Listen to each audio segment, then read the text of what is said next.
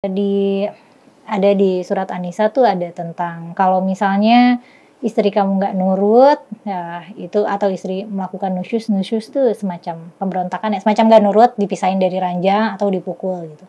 Itu kan udah kayaknya nggak usah dipraktekkan, nggak apa-apa deh. Maksudnya sekarang tuh suami istri bisa ngobrol kok, bisa menjadi orang dewasa yang sama, yang setara gitu, terus mengkomunikasikan apa maunya satu sama lain, terus ketemu groundingnya di mana nih gitu, sepakatnya gimana gitu.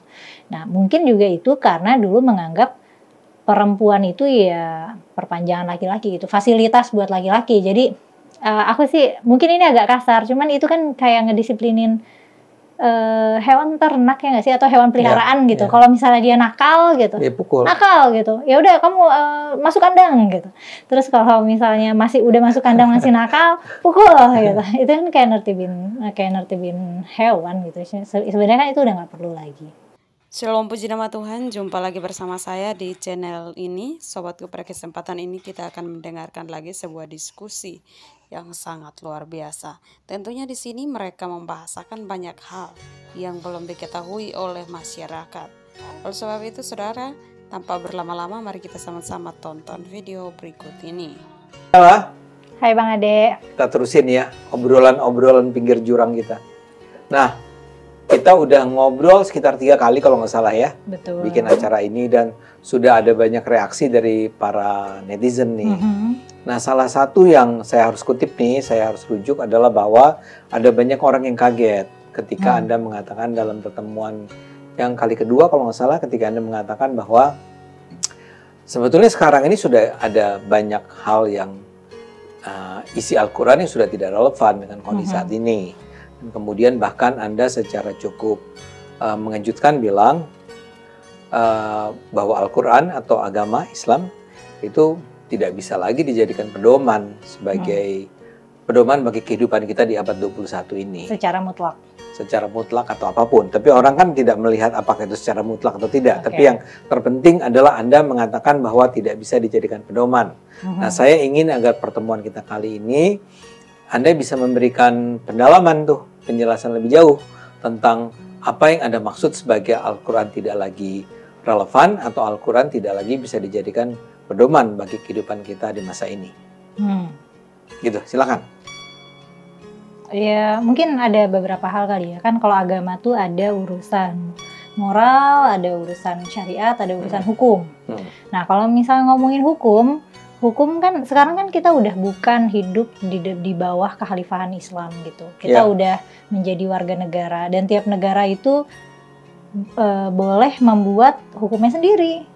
Kita kan jadinya kan ikut hukum negara gitu. Jadinya hukum Islam misalnya anggaplah ada hukuman kalau berzina kena 80 dera gitu, 80 cambukan, itu kan tidak diterapkan lagi. Itu ada di dalam Al-Quran atau di luar Al-Quran? Ada di dalam Al-Quran. Ada? Kalau udah nikah 100. 180? Enggak. Kalau belum nikah 80. Kalau udah nikah kan berarti dia selingkuh tuh 100. Kalau dia udah nikah atau pernah nikah itu 100. Oke. Kan ada tuh yang masih menerapkan ya, kayak Aceh kan punya Perda Syariah. Itu mereka kan menerapkan itu. Tapi kan sebenarnya kalau kita nggak menerapkan itu nggak apa-apa, karena aku nggak tahu nih ya, masih belum tahu korelasinya orang enggak, ini agak out of topic deh, lanjut lagi. Enggak, aku tadi kepikiran kayak di Aceh angka perkosaan paling tinggi itu di Aceh gitu. Oh ya? Padahal se-Indonesia? Iya. Padahal hukuman zinanya paling berat kan. Oh iya. Jadi Anda ingin mengatakan bahwa sebetulnya hukuman seberat itu? Iya, itu ternyata terbukti tidak berdampak gitu. Iya. Tapi itu kalau ngomongin perkosaan ya, bukan perzinahan gitu. Nah, terus habis itu dari segi hukum dan kemudian dari segi syariat itu kan baiknya tidak negara tidak ikut campur di syariat ya. Misalnya terserah warganya mau sholat atau enggak, warganya mau pakai kerudung atau enggak. Kita bisa lihat di Iran sekarang atau di Taliban sekarang, ketika syariat itu dipegang oleh yang berkuasa kan jadinya chaotic banget. Di Afghanistan tuh baru perbidanan dan suster itu dilarang. Itu sangat-sangat aneh kan ya. Gimana suster dilarang? Iya, jadi perempuan tuh dilarang kerja, termasuk juga bidan dan perawat kesehatan. Tidak boleh perempuan. Nah, makanya aneh kan? Iya, iya. Ya, itu sangat aneh. Itu kalau dari segi syariat. Kalau dari segi moral, ini juga kita mungkin bisa harus memikirkan lagi ya, apa yang dimaksud dengan perbuatan baik dan perbuatan buruk gitu.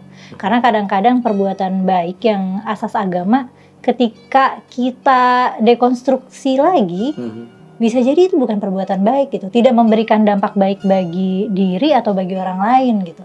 Kayak misalnya mungkin pakai kerudung gitu. Ketika aku buka kerudung kan bukan berarti aku bukan orang baik gitu. Dan aku buka kerudung tuh tidak menyebabkan orang lain jadi buruk gitu. Sebenarnya tidak ada dampaknya gitu. Tidak ada yang aku celakakan dari keputusan aku buka kerudung. Kalau misalnya dari segi moral. Nah, di Quran kan mengatur banyak hal. Misalnya kalau yang kita bisa anggap udah nggak relevan, kemarin yang perang ya, yang kita omongin gitu. Maksudnya dalam sejarahnya kan memang Islam tuh banyak perang. Oh iya, aku pengen ngasih tahu ke teman-teman penonton yang nonton episode perang, banyak yang bilang ini Kumaila nih menyampaikan tanpa nyampein ayatnya, tanpa nyampein kutipannya dari mana. Sebenarnya ayat perang di Quran tuh banyak banget, nggak banyak banget sih. Ada beberapa. Itu tinggal dibuka. Aku tuh emang agak segan menyampaikannya tuh, aku agak segan karena biasanya itu ayat-ayat yang disampaikan oleh ustadz-ustadz yang galak gitu. Aku nggak mau jadi bagian dari itu. Tapi mungkin aku pikirkan nanti aku bikin terpisah kali ya, episode monolog di Forbidden Question tentang bedah ayat-ayat perang gitu. Terus kalau mengenai sejarahnya gitu, kan ada yang bilang ngarang nih, mana ada Islam perang gitu. Buka aja tarikh, buku sejarah atau sirah nabawiyah, apapun, judul apapun yang ditulis siapapun, itu pasti memuat sejarah-sejarah perang, karena itu kan adalah momentum-momentum penting dalam peradaban Islam gitu. Dan itu dilakukan bahkan di masa Nabi hidup ya. Jadi itu yang masih hidup. Karena setelah Nabi hidup kan perang-perang masih berlanjut gitu. Ya, karena termasuk saya juga, Mel ya.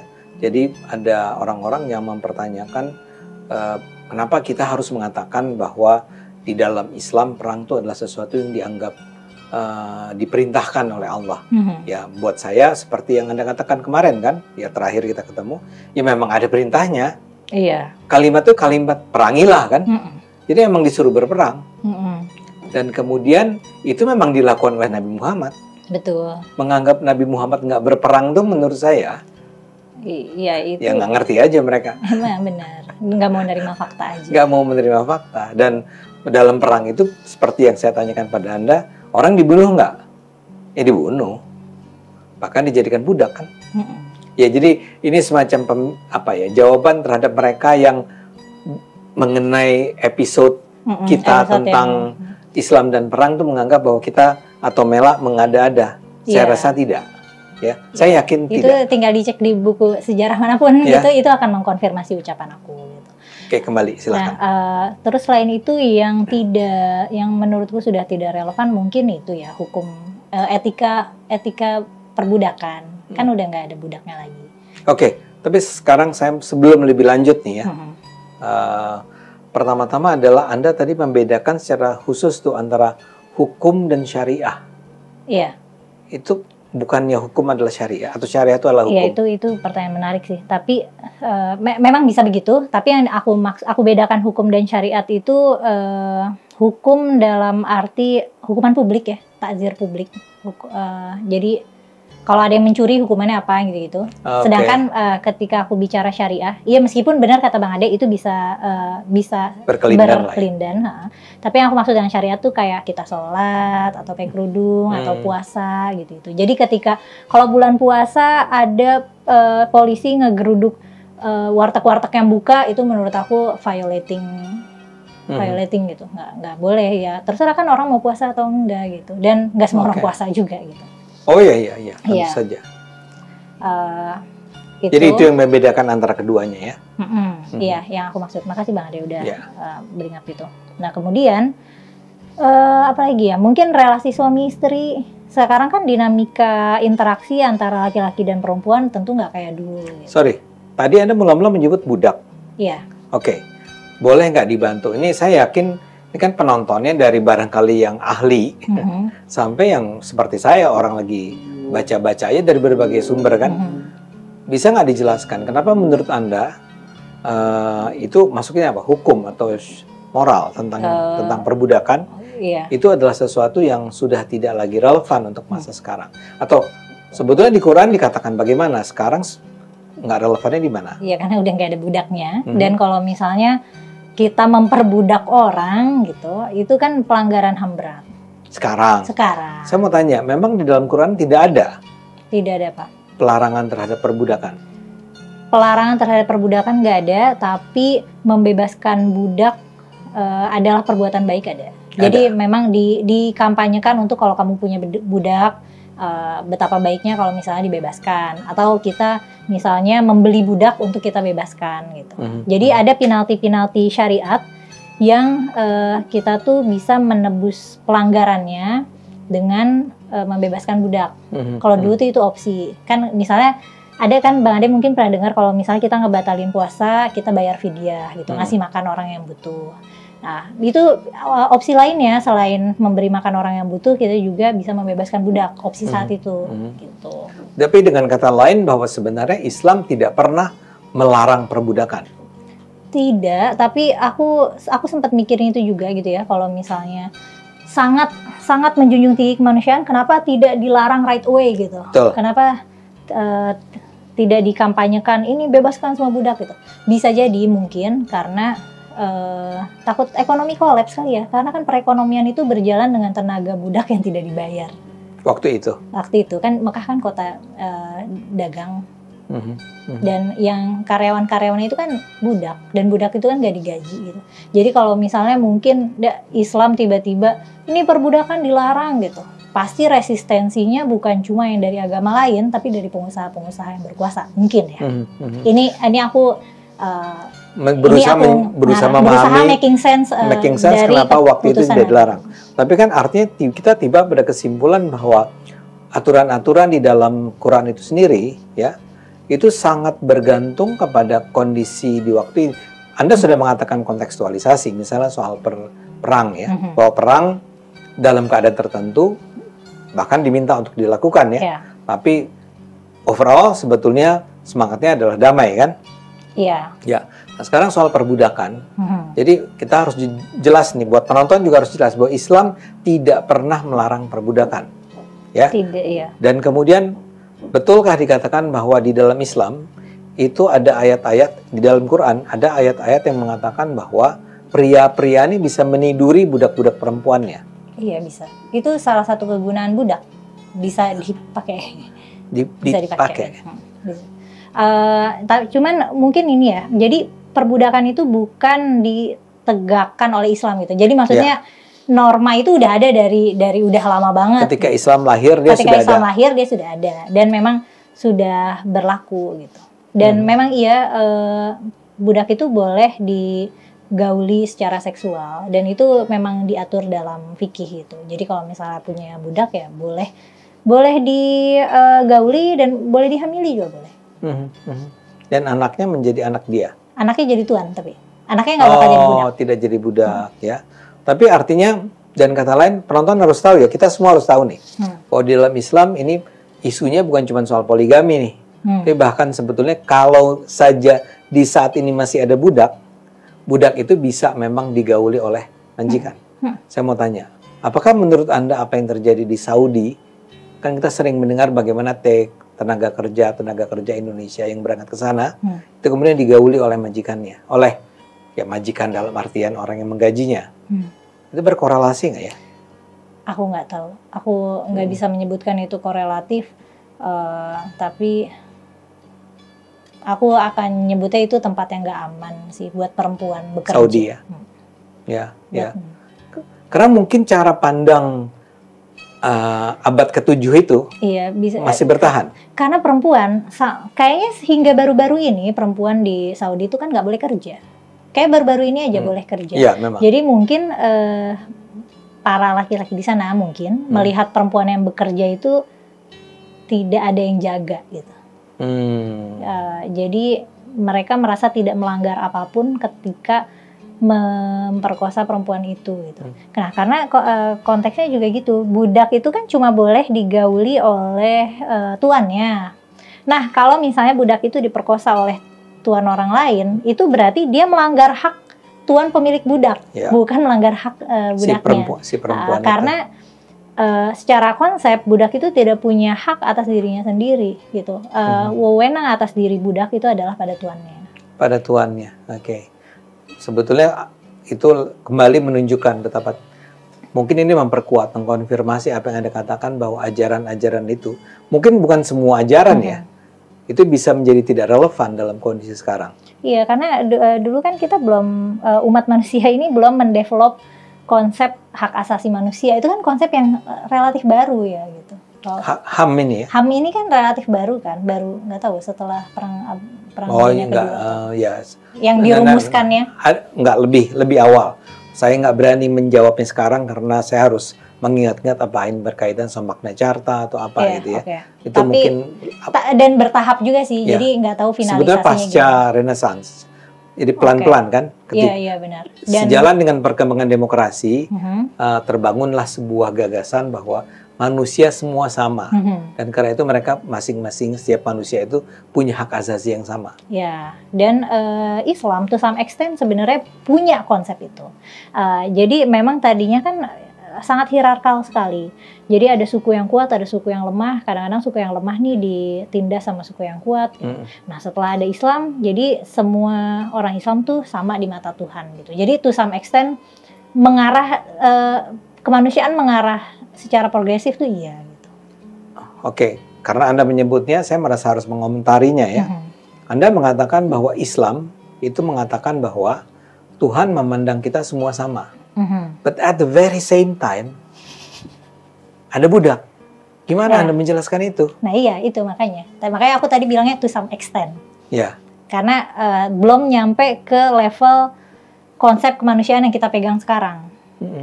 Ya, jadi mungkin dulu ketika tuan memperkosa budaknya gitu, ya dia merasa dia berhak untuk itu. Ya ini kan lu punya gue gitu. Iya. Tapi bahkan kalau istilah yang dipakai tidak boleh memperkosa. Iya, bukan memperkosa sih, itu hak dia gitu. Itu hak dia. Nah, tapi kan kalau kita lihatnya dengan kacamata kita sekarang, oh nggak boleh, ini pelanggaran terhadap hak budak itu terhadap tubuhnya sendiri gitu. Nah, konsep itu kan yang tidak dimiliki oleh mereka pada saat itu. Iya, iya.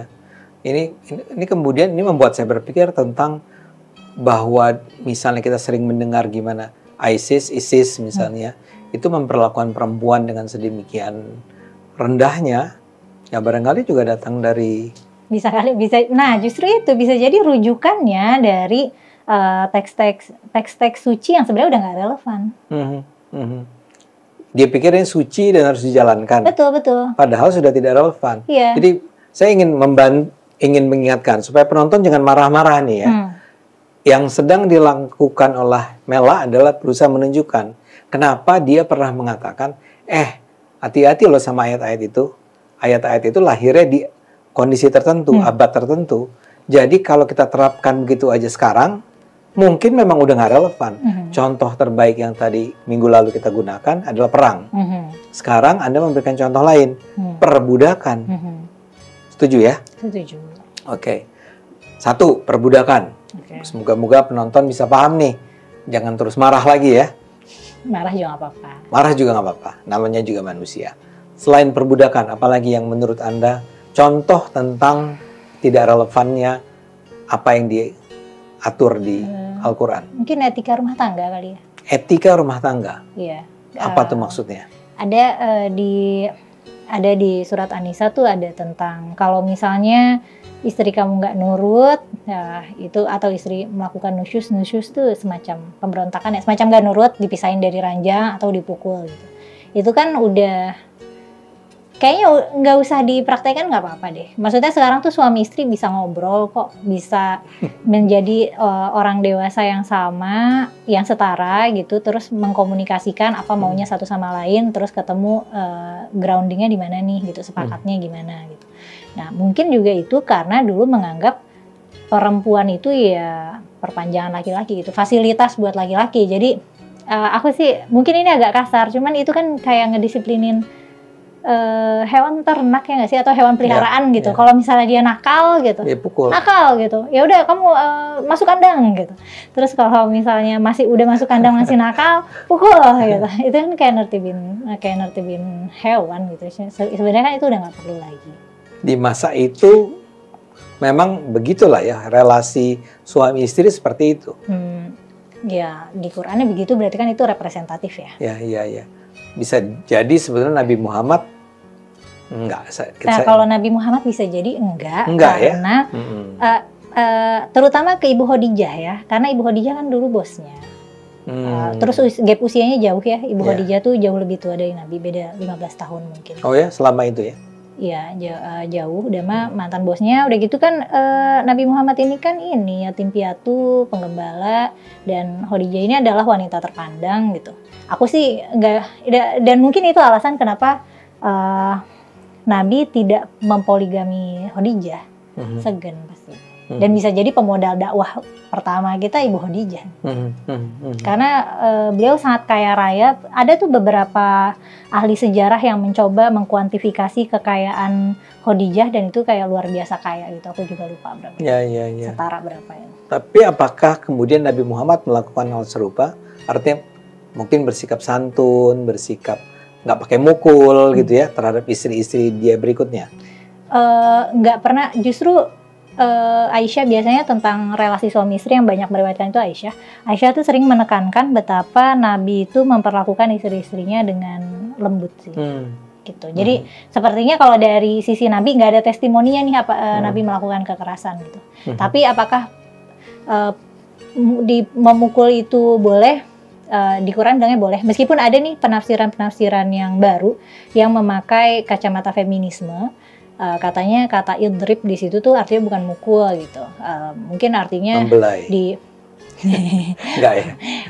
Artinya kayak dikasih jarak atau apa. Karena memang kata doroba itu bisa berarti banyak hal ya di dalam bahasa Arab. Salah satunya pukul. Salah satunya pukul. Iya. Dan sebenarnya di dalam konteks itu mukul itu ini sih, maksudnya masuk akal karena kan ini konteksnya ini istri nggak nurut, pisahin. Kalau misal masih nggak nurut, pukul gitu. Maksudnya itu kan koheren ya terasanya gitu. Ya, saya nggak tahu apakah Anda dengan sengaja memilih cari contoh yang rada-rada aman untuk dibicarakan dengan mengatakan bahwa yang contoh yang tidak relevan adalah memukul ya. Tapi kan dalam hal pernikahan salah satu mungkin ya apa yang disebut sebagai syariat atau hukum lah ya di dalam Islam yang kemudian sekarang itu bisa menjadi problem besar buat masyarakat modern adalah poligami. Apakah menurut Anda poligami itu salah satu contoh lain dari ketidakrelevanan ajaran Islam di abad ke-7 dengan abad 21? Jadi gini Bang, waktu ayat poligami turun, para sahabat itu sibuk nyerein istrinya. Karena istri-istrinya pada lebih dari 4. Nah, habis itu dibatasin jadi 4. Mereka pada galau, masa aku harus menceraikan istriku ini gitu. Tadinya banyak. Tadinya tidak ada pembatasan. Kasihan. Jadi dalam konteks di sana, poligami itu progresif. Dari banyak. Iya. Nah, kalau banyak kan takutnya nggak kurus, terbengkalai. Karena kan di situ kan konsepnya perempuan secara umum itu nggak berdaya ya. Kadang-kadang ada nih yang bilang enggak, perempuan di sana berdaya. Coba lihat Aisyah, coba lihat Khadijah. Ya itu kan putri-putri bangsawan yang memang dihormat dari keluarga yang dihormati dan mapan gitu. Tapi perempuan pada umumnya ya dianggap warga kelas 2 lah gitu. Nah, jadi memang perempuan itu beruntung kalau misalnya dia ada yang nikahin, karena kan jadinya ada yang menghidupi. Jadi relasi suami istri saat itu tuh suami itu memang sumber penghidupan. Nah kalau sekarang kan banyak nih perempuan-perempuan yang memilih tidak menikah karena bisa menghidupi dirinya sendiri gitu. Udah nggak ngeliat lagi kayak, udah tidak melihat suami itu sebagai sumber penghidupan gitu. Mungkin pasangan hidup gitu, mungkin ya untuk hal-hal yang romantis, tapi tidak lagi sebagai penghidupan secara mutlak di lanskap modern sekarang kan banyak yang begitu. Tapi ketika lagi zaman Nabi kan suami itu penghidupan. Nah jadi perempuan itu ya beruntung kalau ada yang menikahi. Nah laki-laki kadang ya udah karena nggak ada batasnya, nggak ada hukum yang membatasi Ya, ya. jumlah istri, ya udah banyak-banyakan aja. Dan banyak istri itu juga nunjukin power, karena itu nunjukin Kalau dia punya banyak istri, dia powerful. betul, dia dilihat powerful karena wah dia kaya raya gitu, kelihatan kaya raya. Dan yang kayak gitu kan masih penting di sana gitu. Kalau sekarang kan orang kaya nggak terlalu kelihatan ya. Kita nggak tahu nih asetnya Bang Ade, saham mungkin punya saham apa berapa gitu kan, aku nggak bisa tahu. Kalau dulu tuh namanya kekayaan kelihatan tuh kelihatan, karena kan kekayaannya itu kebun, hewan ternak, istri gitu. Jadi sangat terlihat gitu. Oke, sekarang Anda kan berusaha menunjukkan bahwa sebetulnya jumlah 4 itu adalah representasi dari konteks tertentu yang justru menunjukkan bahwa dengan turunnya ayat tersebut kepengen dikurangin nih. Malah kan ada empasisnya itu 1 itu lebih baik buat kamu. Nah, tapi kan sekarang pertanyaan tetap 4. Kan ini argumen orang yang tetap ngotot bahwa terlepas dari apakah itu tujuan awalnya semula adalah mengurangi, tapi tetap diizinkan untuk punya, ya kan? Nah, dalam hal itu, apakah Anda akan mengatakan juga itu juga contoh lain tentang soal 4 itu? Kalau sekarang kan jelas kita tidak menerima atau banyak orang tidak menerima kan?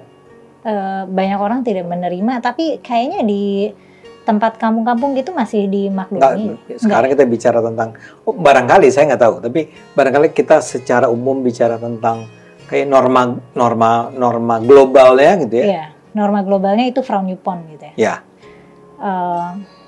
Ya. Iya. Tapi kan memang itu sudah dikodein, sebenarnya udah dikodein 1 itu baik gitu. Ya, tapi hukumnya tetap 4. Tapi hukumnya boleh 4. Jadi 4 itu opsi. Bahkan menganjurkan bukan? Anjurannya 1. Bukan, dibilang boleh 1, boleh 2, boleh 3, boleh 4. Tapi fa in khiftum alla ta'dilu fa wahidatan wa ma malakat aymanukum. Jadi lebih baik kamu ambil 1 aja dari istri. Kamu punya istri 1 aja, atau ambil istri dari budak kamu aja. Jadi budak dijadiin istri gitu. Dimerdekain jadi istri. Tapi tetap sebagai pria nih saya mau bilang, bagi banyak pria tetap orang akan mengatakan dalam Islam 4 itu boleh. Boleh mah boleh. Nah, sekarang menurut Anda itu masih bisa dipertahankan nggak? Nah, ini aku juga agak bingung ya. Kalau misalnya di masyarakat yang kesenjangan ekonominya tinggi. Aku rasa itu masih bisa deh. Maksudnya itu masih bisa di konteks menyebut kampung tadi ya.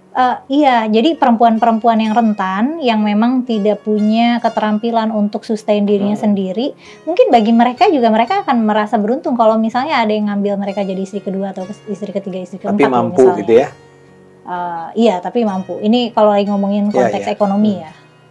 Jadi mungkin pada konteks masyarakat yang begitu mungkin masih bisa.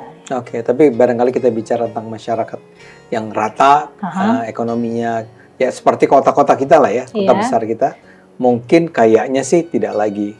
Iya, akan sulit menemukan perempuan yang berpendidikan, yang mapan secara ekonomi, itu mau untuk berbagi pasangan sih. Karena buat apa gitu jadinya buat tapi saya mau bilang mungkin Anda terlalu over ini, punya pemahaman yang berlebihan tentang para perempuan. Enggak, itu terjadi di kalangan kelas menengah perempuan-perempuan muslim. Oh, itu karena, tapi aku akan bilang mungkin itu agak dimanipulasi ya. Karena aku tuh pernah nonton wawancara, ada bapak-bapak yang punya istri 2, terus dia tuh bilangnya ya perempuan itu seperti komputer, tinggal kita input aja programnya, dia akan nurut gitu. Jadi mungkin melibatkan manipulasi gitu. Jadi meskipun dia tidak rentan secara ekonomi, mungkin memang secara intelektual rentan gitu, mudah dimanipulasi gitu. Oke. Tapi pada intinya adalah bahwa memang ada persoalan dengan menerapkan apa yang dulu dikatakan sebagai sesuatu yang boleh atau dianjurkan pada era sekarang. Ini buat penonton juga, ini contoh tentang orang yang masih juga ngotot bahwa poligami itu dianjurkan, mudah-mudahan bisa baca ulang nih ya. Iya, meskipun aku tidak bisa bilang sepenuhnya nggak relevan ya dengan konteks-konteks tadi gitu. Atau bisa jadi juga ada, meskipun ini agak sulit untuk dibayangkan, tapi mungkin bisa aja kali ada tiga pasangan, maksudnya suami, kan soalnya ada cerita-cerita di mana istri pertama dan istri kedua ini harmonis sama suaminya. Aku juga pernah jadi aku tuh pernah lulus SMP, aku nggak langsung masuk SMA. Aku pesantren tradisional dulu. Dan 2 dari pesantren tempat aku tabarukan itu bunyainya 2. Dan biasa aja. Yang pertama drama banget. Yang pertama drama banget, ibu nyaiku menangis terus. Yang di pesantren satunya lagi, mereka akur sekali dan terlihat seperti saling membanggakan satu sama lain gitu. Kayak saling, kayak kelihatannya sangat baik-baik aja gitu. Jadi itu lumayan ngubah persepsi aku soal poligami sih. Kayaknya masih mungkin membangun rumah tangga yang harmonis gitu dengan 2 istri. Tapi kita tidak sedang berdiskusi tentang poligami ya. Kita sedang mencari contoh tentang buat penonton ya, saya sedang berusaha mencari contoh untuk menunjukkan argumen Mela bahwa dia tidak lagi bilang bahwa agama tidak diperlukan lagi. Tapi apa yang tertera, apa yang tercantum di dalam misalnya Al-Quran, itu harus dibaca dengan sedemikian kritis, supaya kita jangan terjebak pada sesuatu yang sebetulnya cocoknya di abad ke-7, kita lakukan juga di abad 21 kan? Ini saya sebenarnya pengen tanya terus, tapi yang terakhir aja deh. Ya.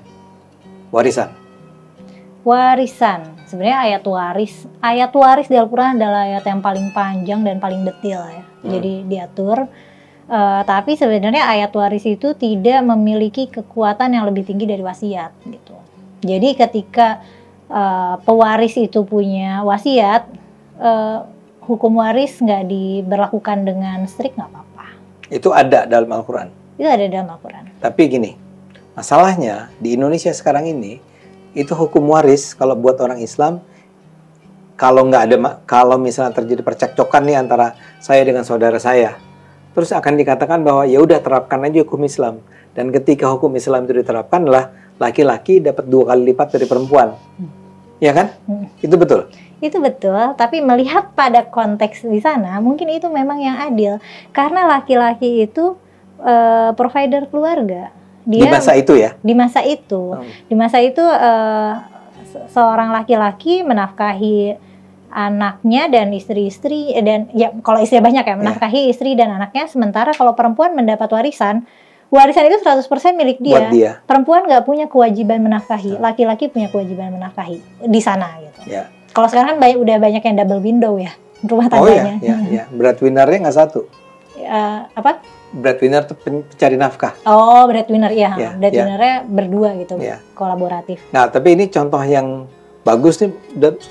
Jadi aturan mengenai warisan tuh panjang, lebar, tapi kemudian dikatakan itu hanya sekedar wasiat. Itu rekomendasi. Direkomendasikan, bukan diwajibkan. Bukan diwajibkan. Ya, wajib sih, mewariskan itu wajib. Cuman kalau misalnya pewarisnya itu punya wasiat, yang diterapkan adalah wasiatnya. Meskipun wasiatnya juga punya punya batasan. Misalnya kita nggak boleh mewariskan harta ke orang yang bukan keturunan kita gitu, bukan kerabat kita lebih dari 1/3 harta gitu. Ada batasan-batasannya gitu. Iya. Tapi kenapa di Indonesia masih yang diterapkan yang kayak wajib gitu ya? Nah, aku nggak tahu. Emang di Indonesia masih diterapkan ya? Ini yang jadi masalah di banyak orang adalah itu. Mudah-mudahan kamu nggak kena yang itu ya. Nggak kena. Keluarga kamu tidak menjadi keluarga yang mewajibkan hak laki-laki 2 kali lipat perempuan. Kalau diterapkan itu akan sedih sih, karena aku perempuan sendiri dari 6 bersaudara gitu. Jadi bagiannya kecil. Saya pikir itu sudah mudah-mudahan membantu penonton ya, memahami kenapa Mela itu berkeras terus selama berulang kali pertemuan bahwa harus membaca Al-Quran itu sesuai konteks. Dan sehingga kalau nggak dibaca dalam konteksnya, maka akan ada banyak aturan-aturan di dalam Al-Quran, di dalam ajaran Islam yang nampaknya sebagai hal-hal yang nggak lagi relevan. Kira-kira gitu kan? Iya. Ketika orang bilang taati Al-Quran, nuruti Al-Quran, kita mengikuti Al-Quran, sebenarnya semua kita itu menaati Al-Quran juga pilih-pilih. Karena kan, gitu? Iya, karena banyak ayat yang nggak bisa diikutin. kayak nggak bisa ditaatin lagi karena konteksnya udah totally berubah gitu. Contohnya boleh nggak? Ya tadi, yang tadi itu. Oh, iya. Kita kan udah nggak bisa berperang, kita udah nggak bisa membebaskan budak. Yang Soalnya kalimatnya kan, bila kamu bertemu dengan orang kafir itu, dia dimanapun, gitu. dengan bunuhlah deh. Ya. Oke, itu nggak mungkin dilakukan Itu kan? nggak mungkin dilakukan. Oke, ya. Jadi tolong para penonton, kalau memang punya argumen, silahkan kirim loh ke kita, ya. Dan nggak perlu, saya sih menyarankan janganlah menjudge, misalnya orang kayak Mela atau kayak saya nih, yang masih soleh ini nih ya. Aku sih nggak apa-apa dijudge. Risiko ya nggak sih Bang? Menyuarakan kebenaran. Ya, terima kasih Mel, terima kasih penonton. Itu kebenaran. Oh, ya. Nanti kebenaran kita sampaikan di pertemuan berikutnya. Thank you Mel. Terima kasih Bang Ade. Puji nama Tuhan, demikianlah video dialog yang kita dengarkan bersama. Kiranya video ini dapat memberkati kita semua, menambah wawasan kita terkait keagamaan atau ilmu agama kita masing-masing. Sobat, terima kasih juga buat semua yang selalu setia, dukung dan juga support channel kami. Doa kami selalu menyertai saudara di mana saudara berada. Dan jangan lupa bagikan video-video ini ke grup-grup rohani biar banyak jiwa yang tahu akan kebenaran. Mari kita sama-sama sebarkan akan kebenaran. Dan sahabat Tuhan, terima kasih ya sekali lagi buat semuanya. Jangan lupa dukung juga support channel kami. Tuhan Yesus memberkati kalian semua dan shalom, sampai jumpa. Amin. Puji nama Tuhan, demikianlah video yang dapat kita saksikan bersama. Kiranya video ini bermanfaat bagi kita semua, dan terima kasih buat semua yang selalu setia, dukung dan juga support channel kami. Doa kami selalu menyertai saudara di mana saudara berada. Ya, sekali lagi terima kasih buat semuanya dan shalom, sampai jumpa.